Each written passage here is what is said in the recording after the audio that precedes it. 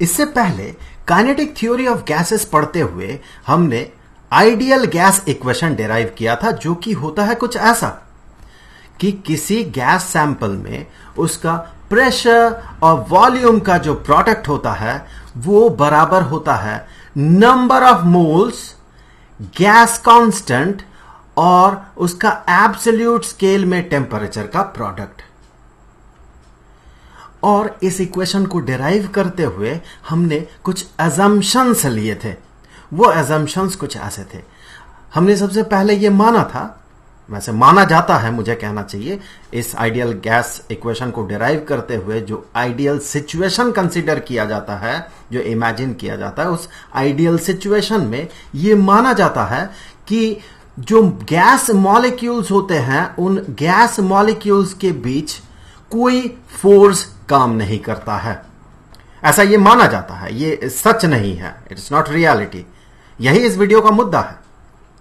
और साथ ही साथ हमने ये भी कंसीडर किया था कंटेनर के वॉल्यूम के रेस्पेक्ट में मॉलिक्यूल्स का जो वॉल्यूम होता है, गैसेस मॉलिक्यूल्स का, वो इतना कम होता है कि हम उसे नेग्लेक्ट कर सकते हैं।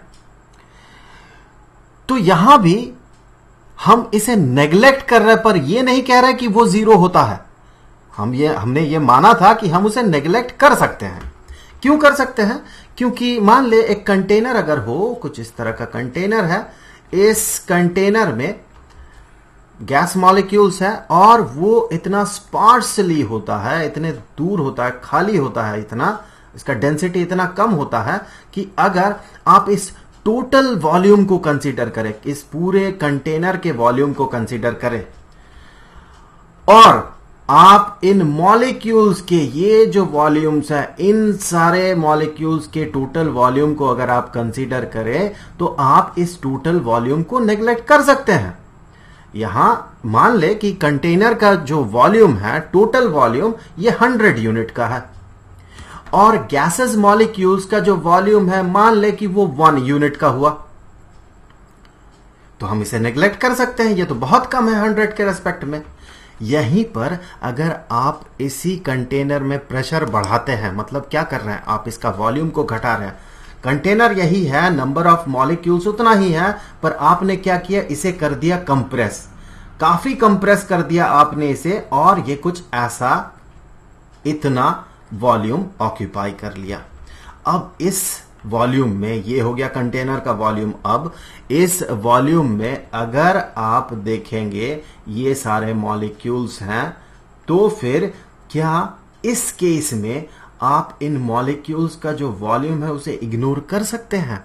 फॉर एग्जाम्पल, अभी ये जो वॉल्यूम है, जो कि वॉल्यूम ऑक्यूपाई करके रखा है गैस, इसका वॉल्यूम मान ले कि 5 यूनिट का हुआ और मॉलिक्यूल्स का जो वॉल्यूम है वो तो 1 यूनिट का है। तो क्या इस 5 के रेस्पेक्ट में इस 1 को आप इग्नोर कर सकते हैं? आप खुद सोचें। तो इसीलिए आइडियल सिचुएशन में जो हम मानते हैं कि मॉलिक्यूल्स का जो वॉल्यूम है वो नेग्लिजिबल है, ये रियल सिचुएशन में हम इसे नहीं मान सकते हैं। इन रियलिटी कुछ तो होगा मॉलिक्यूल्स का वॉल्यूम, तो हमें उसे भी कंसीडर करना है। तो फिर चलिए आइडियल सिचुएशन से रियल सिचुएशन की तरफ बढ़ते हैं और हम बात करेंगे वैन डर वाल्स इक्वेशन पे। So van der Waals equation ये इसी इक्वेशन का मॉडिफाइड फॉर्म है। इस इक्वेशन में, आइडियल गैस इक्वेशन में, ये जो प्रेशर और वॉल्यूम होता है ये आइडियल प्रेशर और आइडियल वॉल्यूम होता है। वैन डर वाल्स इक्वेशन में इसी को हम कुछ इस तरह से मॉडिफाई करेंगे, इस पूरे इक्वेशन को, कि वहां जो प्रेशर अपीयर करेगा वो रियल होगा और वॉल्यूम भी रियल होगा। तो चलिए कंसीडर कर लेते हैं एक कंटेनर।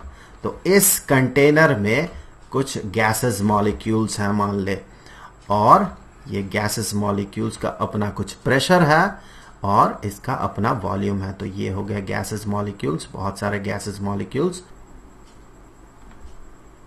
सो यहां पर जो हम आइडियल सिचुएशन में मानते हैं इसका प्रेशर P, तो चलिए कंफ्यूजन ना हो तो मैं यहां पर इसे PI कर देता हूं, प्रेशर आइडियल, और वॉल्यूम को भी वॉल्यूम आइडियल कर देता हूं।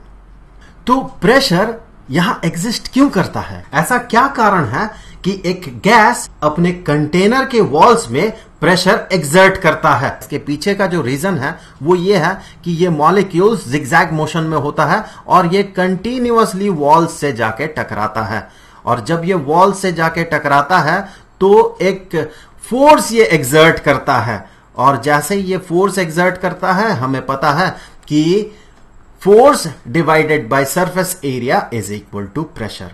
तो इस फोर्स के कारण कुछ प्रेशर भी एग्जिस्ट करता है वॉल्स में। यहां पर आइडियल सिचुएशन में हम ये मानते हैं कि मॉलिक्यूल्स के बीच एक दूसरे के साथ कोई फोर्स एक्ट नहीं करता है, पर इन रियलिटी ऐसा होता नहीं है। मॉलिक्यूल्स के बीच फोर्स एक्ट करता है जिसे कि हम वैन डर वाल्स फोर्स कहते हैं। यहां पर अगर आप बीच में किसी एक मॉलिक्यूल को कंसीडर करें तो आप पाएंगे कि इस मॉलिक्यूल को हर तरफ से, चारों तरफ से इसके आसपास के जो भी मॉलिक्यूल्स होंगे अट्रैक्ट करेंगे। तो इस मॉलिक्यूल में बीच में जो भी मॉलिक्यूल्स होंगे उनमें नेट फोर्स की अगर बात हो तो वो नेट फोर्स 0 होता है। लेकिन अगर आप उन मॉलिक्यूल्स को कंसीडर करें जो कि इन वॉल्स के करीब है, जो इससे टकराने वाला है वॉल से, उन्हें अगर आप कंसीडर करें तो देखिए ये जो मॉलिक्यूल है इसे पीछे की तरफ खींचने वाला, अंदर की तरफ खींचने वाले बहुत सारे मॉलिक्यूल्स होंगे, लेकिन वॉल्स की तरफ खींचने वाला मॉलिक्यूल्स नहीं है। तो इस पे एक नेट फोर्स एक्ट करेगा, नेट फोर्स अंदर की तरफ एक्ट करेगा। तो सारे मॉलिक्यूल्स को बीच की तरफ एक फोर्स, सेंटर की तरफ एक फोर्स इन्हें खींचेंगे। तो चूंकि इन्हें सेंटर की तरफ खींचा जा रहा है, जिस फोर्स को हम वैन डर वाल्स फोर्स कहते हैं, उस फोर्स के कारण ये जो मॉलिक्यूल्स जो आइडियल सिनेरियो में टकराते, उतना फोर्स ये एक्सर्ट नहीं कर पाएगा, उतना तेजी से ये टकरा नहीं पाएगा, क्योंकि पीछे की तरफ इन रियलिटी कोई इसे खींच रहा है। तो जो हमने आइडियल सिचुएशन में कंप्यूट किया था कि जितना तेजी से ये जाके टकराएगा वॉल से, इन रियलिटी उतना तेजी से ये टकराएगा नहीं। तो हम यहां से आसानी से ये कह सकते हैं कि जो प्रेशर रियल होगा, रियल प्रेशर आइडियल प्रेशर से कम होगा। तो अगर हम इन दोनों के बीच एक रिलेशन बनाना चाहे तो हम किस तरह से रिलेशन बना सकते हैं? तो यहां पर हम ये कह सकते हैं कि प्रेशर रियल जो है ये बराबर होगा आइडियल प्रेशर से थोड़ा कम होगा ये। So minus pressure ideal minus कुछ एक टर्म होगा यहां पर, और वो टर्म कैसा होना चाहिए? सबसे पहले तो ये प्रोपोर्शनल होगा, जो भी टर्म होगा। चलिए इस टर्म को नाम दे देते हैं, ये टर्म है x।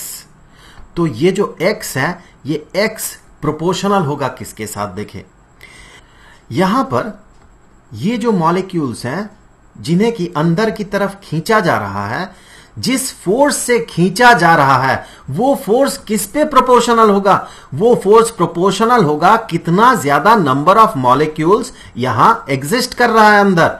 सो इस रीजन में, अंदर के रीजन में कितना ज्यादा मॉलिक्यूल एग्जिस्ट कर रहा है, और उसे हम कह सकते हैं कि वो होगा डेंसिटी। यहां जो भी सैंपल में गैस है उसका डेंसिटी, ज्यादा डेंसिटी अगर होगा तो फिर इन वॉल्स की तरफ जो मॉलिक्यूल्स है उन्हें खींचने वाला फोर्स ज्यादा होगा।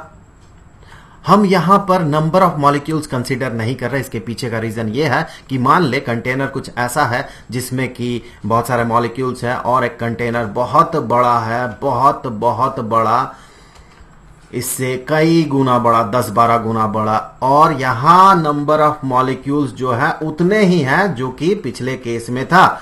तो क्या इस केस में इन मॉलिक्यूल्स को अंदर की तरफ बराबर फोर्स से अट्रैक्ट किया जाएगा? दोनों फोर्स क्या बराबर होंगे?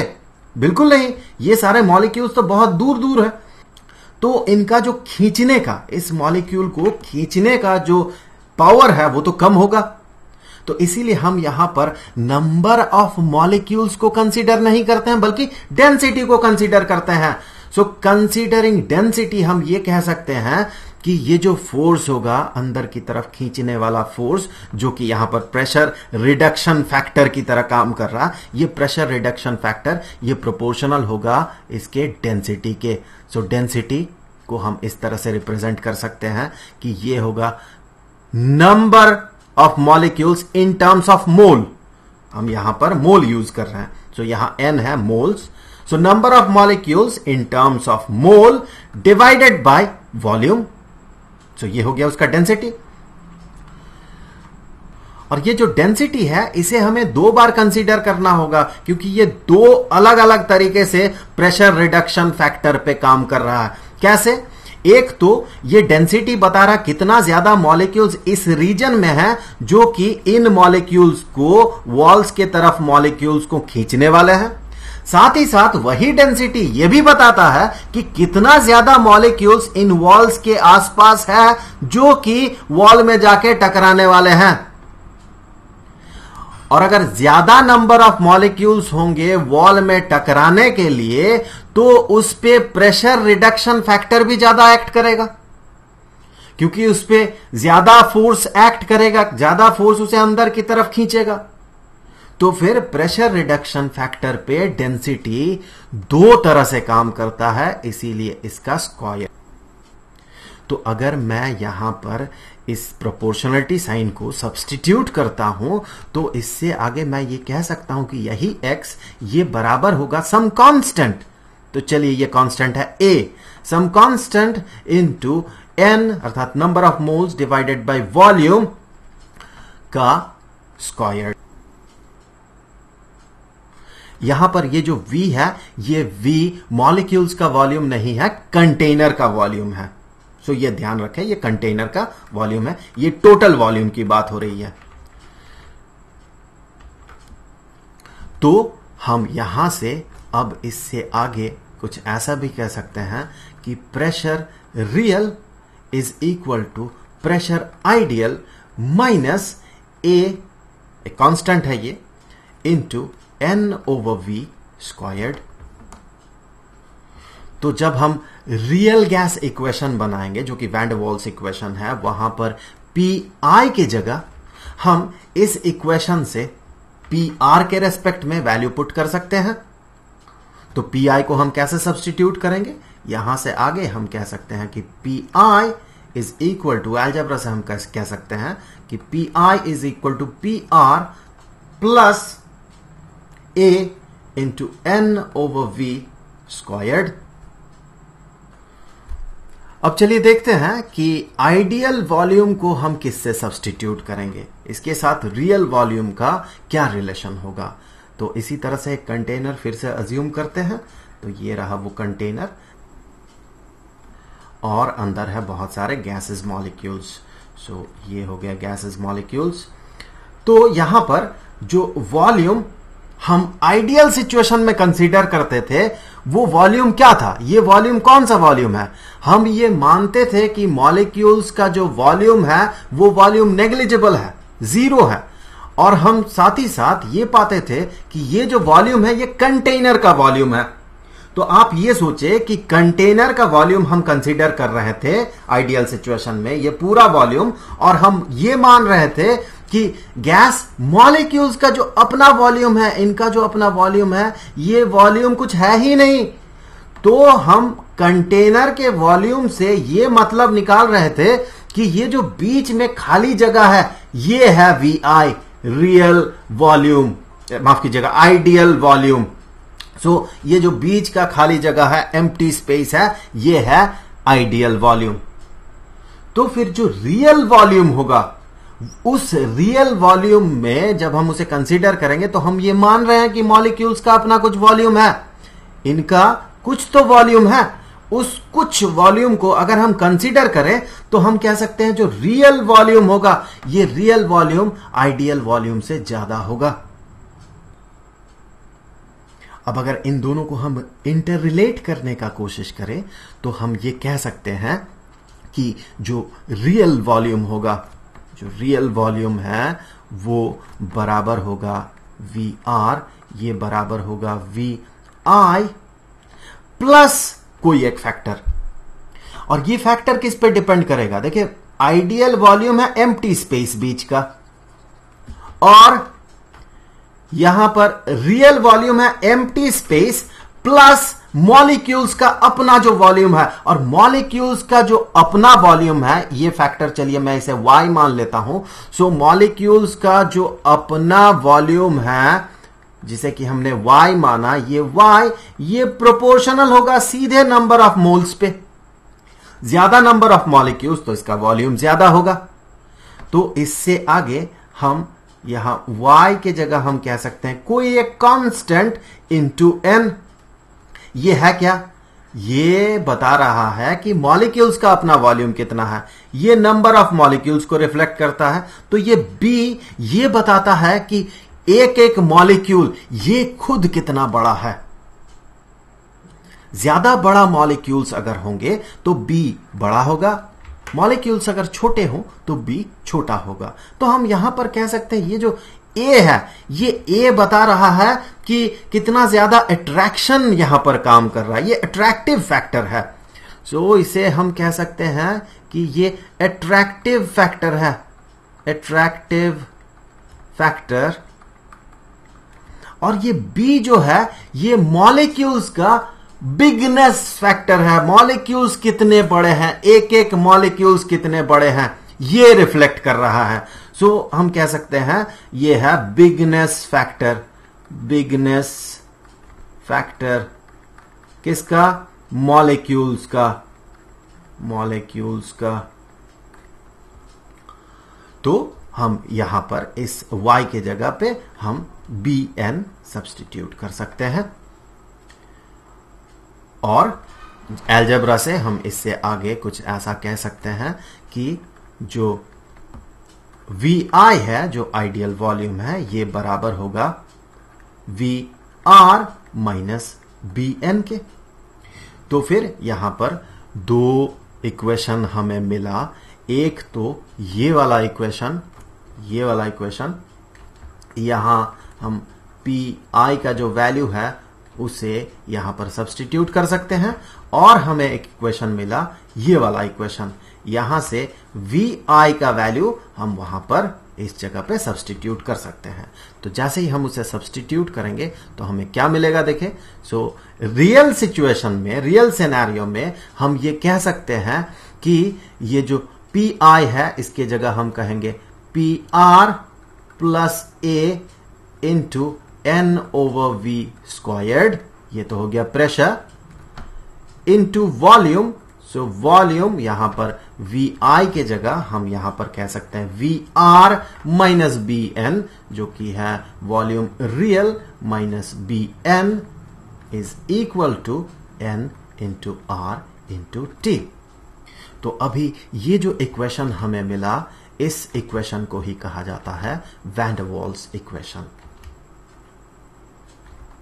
और इस वीडियो को खत्म करने से पहले कुछ चीजें मैं आपको बता दूं कि ये जो दो कांस्टेंट्स हैं A और B, इनका वैल्यूज अलग अलग गैसेस के लिए अलग अलग होते हैं। जैसे एग्जांपल के तौर पे मान ले ये जो कांस्टेंट A है, इसका वैल्यू ऑक्सीजन के लिए जितना होगा उतना कार्बन डाइऑक्साइड के लिए नहीं होगा, वो चेंज हो जाएगा। पर एक गैस के लिए हम A और B का वैल्यू जो है उसे कांस्टेंट मानते हैं, पर एंटायरली ये कांस्टेंट होते नहीं है। अगर हम प्रेशर और टेम्परेचर को काफी ज्यादा चेंज कर दें तो A और B का वैल्यू स्लाइटली चेंज हो जाते हैं, भले ही गैस हमारा वही हो, फिक्स्ड हो, फिर भी। तो हम ये कह सकते हैं कि A और B का वैल्यू किसी एक गैस के लिए कांस्टेंट होता है एक स्पेसिफिक रेंज ऑफ टेम्परेचर और प्रेशर के लिए। और ये जो कांस्टेंट्स हैं A और B, इन्हें हम एक्सपेरिमेंट से पता करते हैं, क्योंकि माइक्रोस्कोपिक लेवल पे चीजें इतना कॉम्प्लिकेटेड होता है कि हर एक फैक्टर को इंक्लूड करके मैथमेटिकली इन्हें डिराइव करना ये बहुत बहुत मुश्किल होता है। तो इस वीडियो में इतना ही, मिलते हैं आपसे अगले वीडियो में, तब तक के लिए गुड बाय।